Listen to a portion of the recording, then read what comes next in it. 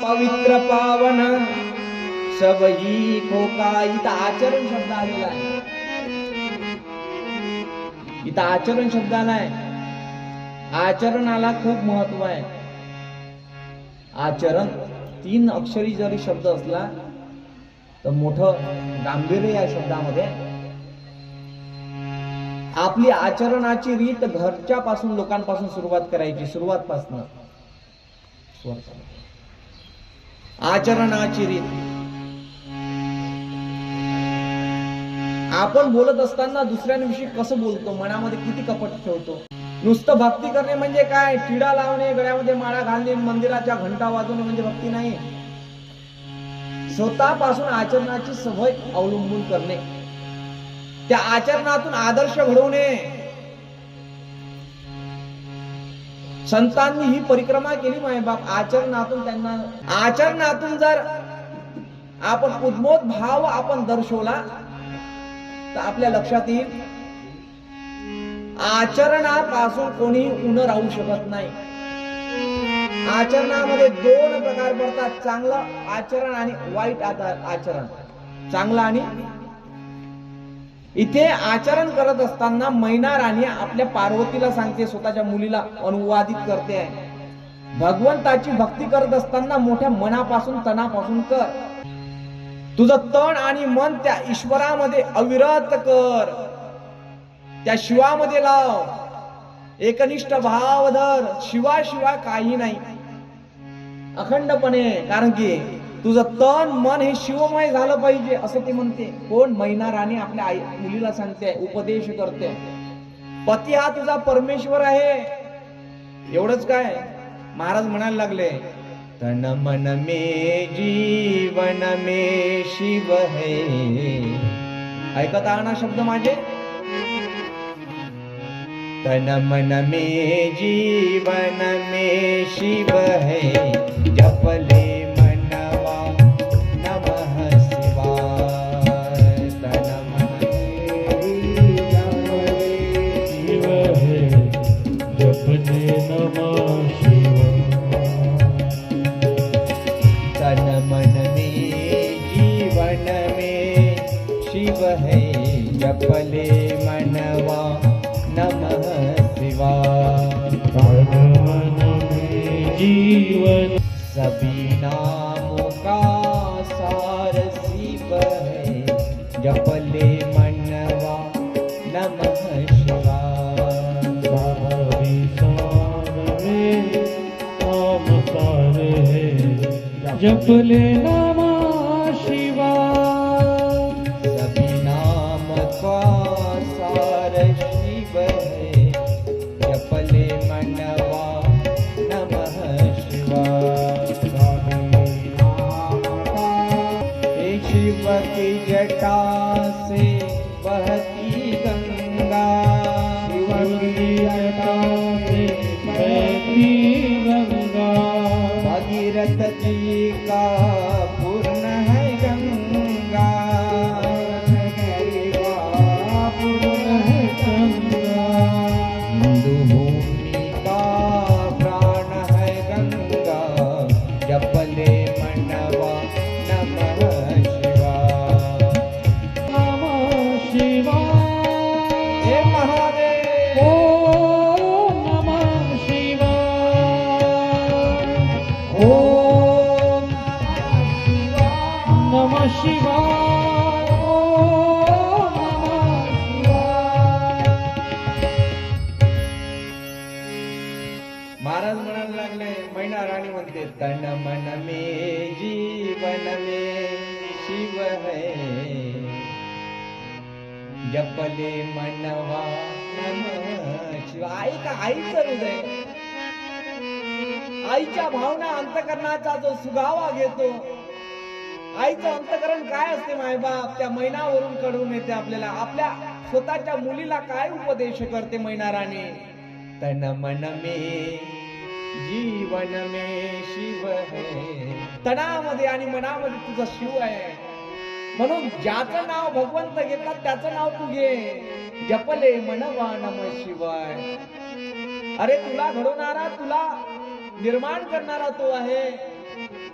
सभी नामों का सार शिव है, जपले मनवा नमः शिवाय. सगळ्यांचा प्राण विसावा तो आहे, तो आदि आहे, अंती आहे, प्रतिपादित करणारा विषय आहे तो शिव आहे. शिव आहे, शिव आहे माय बाप. तन मन में जीवन में शिव है, जपले मनवा नमः शिवाय. जुन्या बाया पाहना तुम्ही, जुन्या बाया जर पाहला, ओ चंद्रकला, ओ सुमन, आज आशुचे पाहुणे येऊन राहिले पप्पा. पूर्ण गाव जमा करायची, पाट आणू दे, एकाच्या इथून गडवा आणू दे, एखाद्या इथून बकेट आणून दे, बासंतीसाठी करायचं, बासंती करायची आहे, 17 जणांच्या घरी फिरायची. चांगलं देजा बाबा, पहिल्या धारीच नाही का, व्यवस्थित देजा. काय सास आणि ते आपल्या आईला सांगते, आपल्या मुलीला सांगते आईच्या मार्फत, अगं पार्वते, जवळे जवळे अश्रूच्या धारा वाहतच आहे. वाहत असताना गोजरवाणा हात फिरवते चेहऱ्यावरून, पोटाचा गोळा शिवाकडे मी सुपूर्त करताय, उपदेश देताय. ते म्हणते तन मन में जीवन में शिव है, जपले मनवा नमः. तू ज्या नावाने शिवाला प्राप्त झालेली आहे, शिवानं ज्या नावाने तुला प्राप्त करून घेतलाय, त्या नावाला विसरू नको, त्या नामाला सभी नाम का सार शिव है. तुम्ही विशिष्ट पंथाचे असाल, विशिष्ट जातीचे असाल, विशिष्ट धर्माचे असाल, सगळे विसरा. फक्त शिव तत्व परम तत्व आहे, त्याच्या पलीकडे नाही. याच्यामध्ये विशिष्ट परंपरा आहे, नाथांची परंपरा आहे. आदिनाथ गुरु सकळ सिद्धांचा मशीन तयाचा मुख्य शिष्य मशीनराणी बौद्ध गोरशा शिकेला, गोरश वळला गहनी प्रती, गहनी प्रसादे जीवनी दातार, ज्ञानदेवाचा सार जोजविले. असं नाहीये, हे शिवपीठ आहे. म्हणून मैनाला हे माहिती होतं, सभी नामों का सार शिव है. सार काय, दुधाचा सार काय. महाराज आम्ही कधी दूध पाहिलं नाही, माझ्या घरी आता रई राहिली नाही. काय रई राहायची आधी, घुसळण म्हणायचं त्याला, घुसळण करायच्या. ह्या बाया बांगड्या घालायच्या इथपर्यंत, जुन्या बाया सांगून राहिलो. आणि त्या बांगडीचा आवाज छन छन छन छन छन छन छन छन छन छन छन छन आवाज यायचा. त्या बांगड्या घालतात माहिती आहे का तुम्हाला. सौभाग्याचा अलंकार तर आहेच आहे, पण का घालतात याचं कारण एकच आहे, जेव्हा तुमच्या घरामध्ये निगेटिव्ह माइंड आहे, निगेटिव्ह शक्ती आहे, त्या आवाजानं ती परिपादित होते, ती पडते. यासाठी त्या बांगड्या घातल्या पाहिजे हिरव्या. आता कडे निघाले बाप्पा, आता त्यातही सिस्टमॅटिक पणा आलेला आहे. एका हातामध्ये कळ राहत आणि एका हातामध्ये घड्याळ राहते. आलं का लक्षात, घालावं. पण मी सांगायचं तात्विक करतो एवढाच माझा, त्याच्या मागचं उत्तर एवढंच, सभी नाम का सार शिव है, जपले मनवा नमः शिवाय. हे महिना मा पार्वतीला सांगते, कधी तुझ्या पतीचं मन दुखू देऊ नकोस, असं वाग. ज्या नामामुळे तुला पती मिळालेला आहे, शिव मिळालेला आहे, त्याला कधी विसरू नको. त्याच्या साधनाला विसरू नको, त्याचं परिपालन करत राहा. कर त्रिशूल और डमरूधारी, अघोर रूप है मंगलकारी.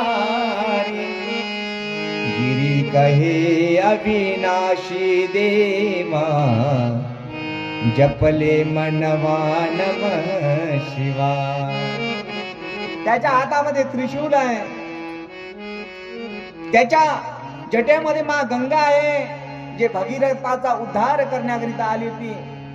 भगीरथ, अंशुमान, दिलीप यांचा उद्धार करण्याकरिता आली होती. 60,000 राजांना उद्धारित केलं त्या गंगेनं. त्या गंगेचा प्रवाह असा झाला की भगीरथाच्या आणि अंशुमान आणि दिलीपाच्या तिन्ही तपामुळे ती गंगा अवतरित झाली. पण अवतरित होण्याच्यासाठी कोणती तरी जागा पाहिजे होती, नाही तर ते पाताळात गेली असती. म्हणून त्या महादेवानं स्वतः आपल्या जटेमध्ये जागा दिली त्या महागंगेला. त्रिशूल डमरू,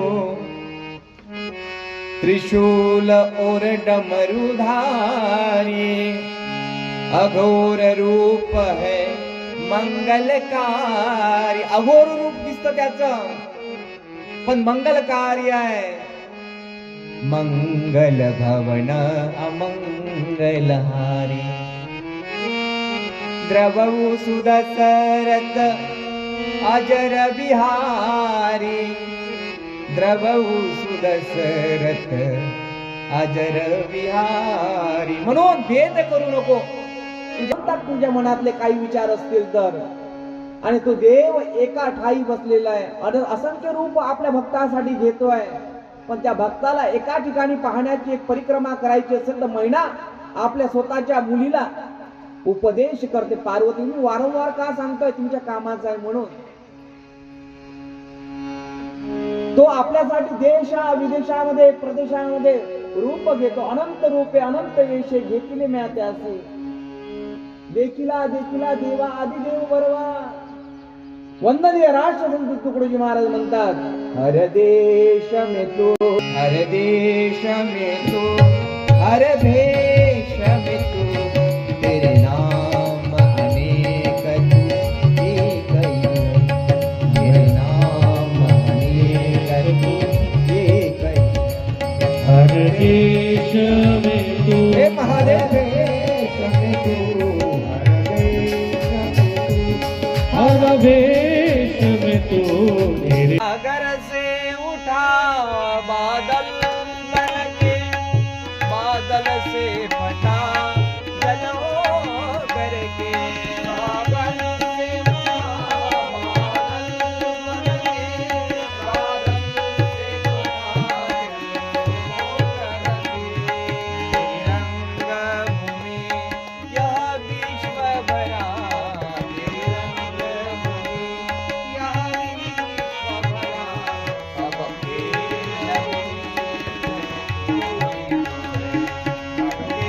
हर देश में तू, हर भेष में तू, तेरे नाम अनेक तू एक ही है. हर देशामध्ये हर वेशामध्ये येणारा तो भगवंत तुझ्या ठाईमध्ये आहे. मैना आपल्या पार्वतीला उपदेश करते आहे. म्हणून पार्वती, शेवटला शब्द माझा ऐक. हृदयाच्या आसनावर त्यांना बसव. कोणाला? महादेवाला. हृदयाच्या आसनावर बसव. आसनावर शब्द बघा, कोणाला बसू नको. तुझ्या हृदयाच्या कप्प्यामध्ये त्या महादेवाला बसव. हृदयाच्या आसनी, हृदयाच्या आसनी बसवी मोहना, बसवी मोहना. हृदयाच्या आसनी, हृदयाच्या आसनी तुझ बसवी मोहना, तुझ बसवी मोहना. पावन हा देहा. नंदादीप जीवा भावाचा शब्द बघा महाराजांचे. जीव आणि भाव एकत्र करून तू तिथे स्मर, त्या प्रभूला भज, त्याला आराध्य मान, इतरांना मानू नको. नंदादीप जीवा भावाचा, धूप उजळी सत्कर्माचा. सत्कर्म हातामधून कर, चांगले कर्म कर. करते स्वतःची आई. नंदादीप, काय शब्द आला? नंदादीप. आपण जेव्हा भावाला ओवाळतो, निवड आरती ओवाळतो का हो? आरतीमध्ये काय असते? नंदादीप. नंदादीप कुठे लावतो आपण? तुळशी जवळ लावतो. दिवा आधी कुठे लावतो? देवाच्या घरात लावतो. नंदादीप. नंदाचा दीप म्हणजे कृष्णाचा दीप, नंद राजाचा दीप. आणि तो नंदादीप पितळचा असतो, स्टीलचा असतो. पण हा 3.5 हाताचा नंदादीप कुठे लावा म्हणतात? कोणाच्या जवळ लावा? मोहनाच्या जवळ लावा. जैसे दीपकडा 10 कोटी, परी बहु तेजाची प्रगती, तैसी सद्बुद्धी ठेकुटी म्हणू नये. हा जो ब्रेनचा नंदादीप आहे त्याच्या चरणावर लावा. त्याला ओळखा, त्याला जाणा, त्याच्यापर्यंत न्या तो नंदादीप. आणि तो काय होईल? प्रकाशित होईल. जैसी दीपकडा 10 कोटी, परी बहु तेजाची प्रगती, तेजमान व्हाल, प्रकाशित व्हाल. तुमच्या सहवासात आल्यानंतर तो मनुष्य प्रभावित होईल. तुमच्या वाणीमध्ये तप राहील, तुमच्या हाताला सुयश लाभेल. अरे नुसतं माळ घातल्यानं टिळा लावल्यानं काही वारकरी होत असते काय? नाही नाही नाही नाही, त्याचं आचरण असलं पाहिजे. शुद्ध चरित्र, लीनता ममता. शुद्ध चरित्र, लीनता ममता. शब्दाकडे लक्ष द्या. लीन असलं पाहिजे म्हणजे नम्र असलं पाहिजे, आणि ममत्व भाव असला पाहिजे, सगळ्यांविषयी आदर असलं पाहिजे. तिथे भूत राहतात. महिना म्हणते शृंगी भृंगी नंदी आहे, ते तुझ्या बाळासारखे आहेत, लहान मुलासारखे आहेत. त्यांना कळत नाही कसं जेवावं, कसं राहावं. तरी त्यांच्यावर ममत्व भाव कर, प्रेम कर, प्रेम. आपण वागू शकतो का असं? इथपर्यंत नाही वागू शकत माय बाप. आपण लगेच उलट बोलतो लोकांना. आपल्या मनासारखं कळलं नाही ना तर आपण देवालाही घराच्या बाहेर फेकण्याकरिता तत्पर राहतो. वाटोळं केलं म्हणते या देवानं, या काळ्यानं. आपण त्याच्यावर अट्टहास लावतो, जाणून बुजून आपण त्याची ताकद लावतो, विनाकारण आपलं ऊर्जा त्याच्यावर गमवतो. लक्षात आलं का? एक काम जर उलट झालं, एका कामामध्ये सुयश नाही लाभलं तर त्याच्यावर आपण अधिकार गाजवतो त्या देवावर. हृदयाच्या आसनी, हृदयाच्या आसनावर त्याला बसवल्यानंतर त्याला लगेच काढायचा प्रयत्न करतो. मनपटलावर काही शब्द बिंबवत असतात वारंवार, आणि त्या बिंबवणाऱ्या शब्दाला दुर्लक्ष करावं लागतं. चांगले असले तर हृदयाच्या पटलावर बिंबवावं लागतात, नाही वाईट असले तर काढून टाकावं लागतं. समजून राहिलं? हा उपदेश आहे महिनाचा स्वतःच्या मुलीला. कधी त्रिनेत्रधाऱ्याचा 3रा नयन उघडला तर सावधान. तप त्यांना नाराज करू नको, राग मानू नको, अहंकार मनामध्ये येऊ देऊ नको. तू शिवाची पत्नी आहे म्हणून. नाही नाही नाही, अर्धांगिनी शिवाची आहे म्हणून अहंकार करू नको. आपल्या मनासारखं घडलं नाही मायबाप तर आपण पुष्ट होतो, रोगी बनतो, राग करतो त्या देवाचा. एक म्हातारी होती, तिच्या मुलाचं लग्नच नाच उठे बुवा. असंख्य पोरी तिनं पाहिल्या म्हातारीनं, आणि पाहता पाहता म्हातारी घरादाराला फिरायला लागली. कोणाच्या? पिंट्याच्या लग्नाकरिता. मग पिंट्याच्या लग्नाकरिता फिरायला लागली. फिरता फिरता ते माझ्याजवळ पोचली. पोचल्यानंतर मी सहज तिला म्हटलं, बुवा पिंट्याचं वय काय म्हटलं. तुम्ही माय महाराज नाही पोराचं लग्नच ना जुटून राहिलो म्हणे. हनुमानजीच्या मंदिरात जाऊ जाऊ पिंट्या थंडागार झाला म्हणे. शेंदूर लावला, लावता लावता लावता स्वतःच त्याला शेंदूर लावायची पाळी येऊन राहिली म्हणे. मंगळवाऱ्या दिवशी जाते, चमलीचं तेल वाहते अनिकेत दादा. पण लग्न ना जुटेन राहिलं म्हणे. काय कारण आहे?